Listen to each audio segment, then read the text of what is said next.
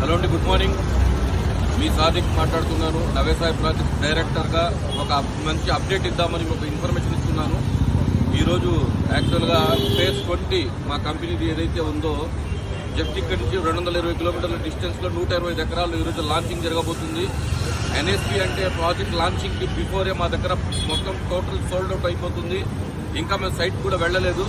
నాతో పాటు నా టీం మరియు వాళ్ళ యొక్క కస్టమర్స్ కూడా ఉన్నారు. మేము ఇంకొక 2.5-3 అవర్స్ లోపల మేము లొకేషన్ కూడా చేరుకుంటాము. ఇక్కడ మాతో వచ్చినటువంటి అందరూ డెస్టినీ టీం మొత్తం కూడా ఇక్కడ టిఫిన్ చేసుకుని విజయవాడ నుంచి ఇప్పుడు బయలుదేరుతున్నాము. నెక్స్ట్ అప్డేట్లో ఫేజ్ 21 ఎక్కడ ఇస్తాము, ఎన్ని ఎకరాలు ఇస్తాము అనేది కూడా మీకు ఖచ్చితంగా తెలియజేస్తాను. మనకు ప్రతి 22 సెంట్ 8,45,000, అర ఎకరం వచ్చేసి 16 లక్షలు, ఎకరం వచ్చేసి 32 లక్షల ప్రకారంగా మనం ఇవ్వడం జరుగుతుంది.